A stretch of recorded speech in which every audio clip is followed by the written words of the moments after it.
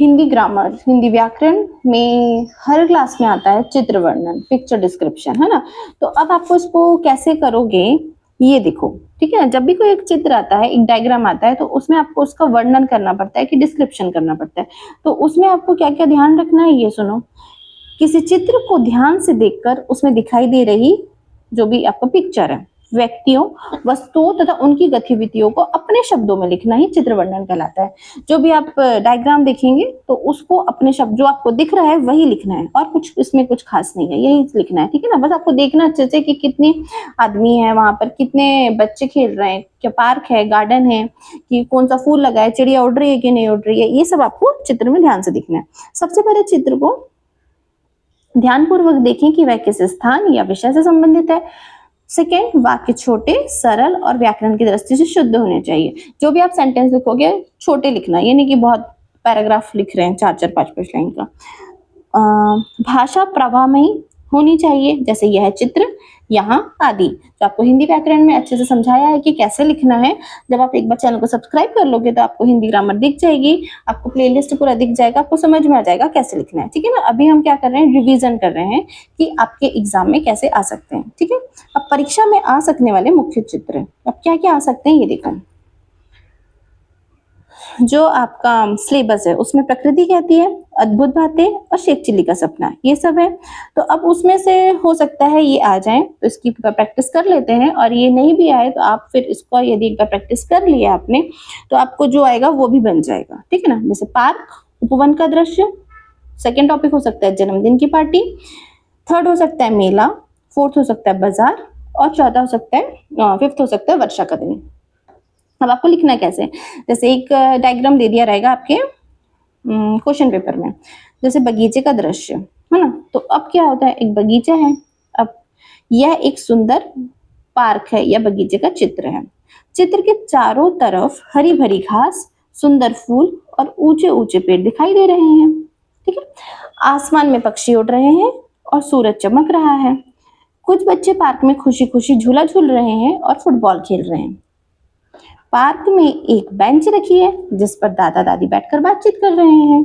यह दृश्य बहुत ही मनमोहक और ताजगी से भरा हुआ है। समझ में आया।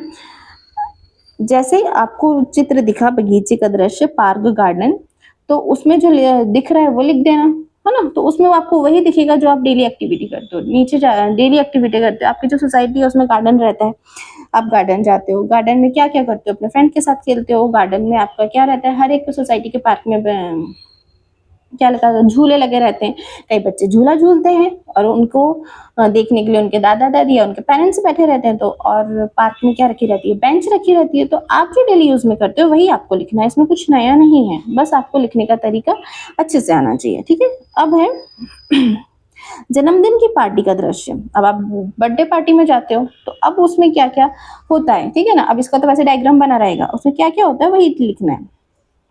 जो डायग्राम बना रहेगा उसको पहले देखना, एनालिसिस करना, फिर लिखना, ठीक है।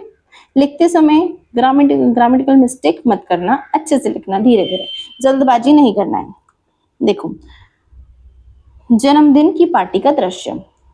अब चित्र वर्णन, उत्तर लिखना, चित्र वर्णन, पॉइंट टू पॉइंट बात होगी इसमें, ठीक है ना। या ये क्या है आपका, आपको चित्र वर्णन करना है ना, तो आप क्या लिखोगे, या तो आप पैराग्राफ में भी लिख सकते हो उसको, है ना।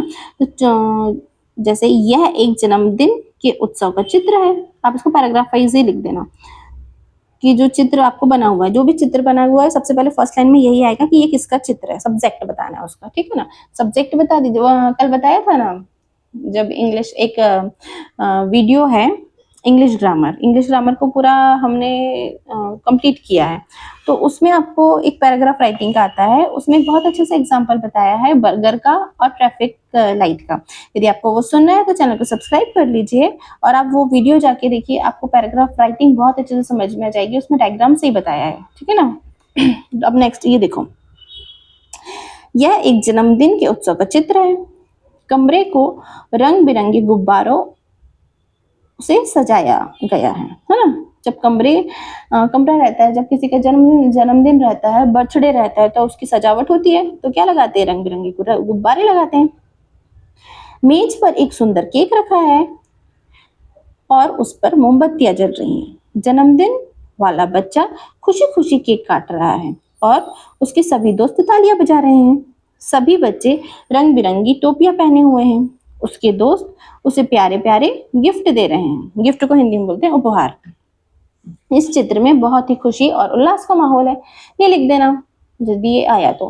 यानी आपको कोई भी सब्जेक्ट आए ना तो ऐसे ही लिखना है। सबसे पहले उसका सब्जेक्ट लिख देना कि किस बारे में है, फिर वहां पर क्या क्या चीजें ये सब लिख देना, ठीक है ना। कुछ तो भी रखा होगा वहां पर, क्या रखा है ये लिख देना, ठीक है। बच्चे हैं, बच्चों ने क्या पहना हुआ है ना, जन्मदिन है। तो इसमें जो जो चीज आपको दिख रही है, जो जो चीज आप आंखों से देख सकते हो चित्र में, हर एक चीज को ढूंढ के उसके बारे में आपको एक सेंटेंस लिखना है। सेंटेंस तो आप लिख लोगे, बस उसको अच्छे से लिख देना, हो गया। नेक्स्ट नेक्स्ट क्या है आपका, पुस्तक मेले का दृश्य। तो अब पुस्तक मेले का दृश्य भी आ सकता है आपको। इसमें क्या लिखोगे, यह एक पुस्तक मेले का दृश्य है। मेले में तरह तरह की पुस्तकों की कई दुकानें और स्टॉल लगे हुए हैं। ठीक। अध्यापिका जी बच्चों को पुस्तक मेले की सैर करा रही हैं। अध्यापिका जी यानी जो टीचर होती हैं, उन्हें हिंदी में क्या बोलते हैं, अध्यापिका। बच्चे अपनी अपनी पसंद की कहानियों और ज्ञानवर्धक पुस्तकें देख रहे हैं। ओके, कुछ लोग पुस्तकें खरीद रहे हैं और कुछ लोग उन्हें पढ़ रहे हैं। पुस्तक मेला देखकर सभी छात्र बहुत खुश और उत्साहित नजर आ रहे हैं। इतना बात समझ में आ गई। पुस्तक मेले का दृश्य कंप्लीट। अब और क्या टॉपिक आ सकता है आपका, बाजार का दृश्य, मार्केट।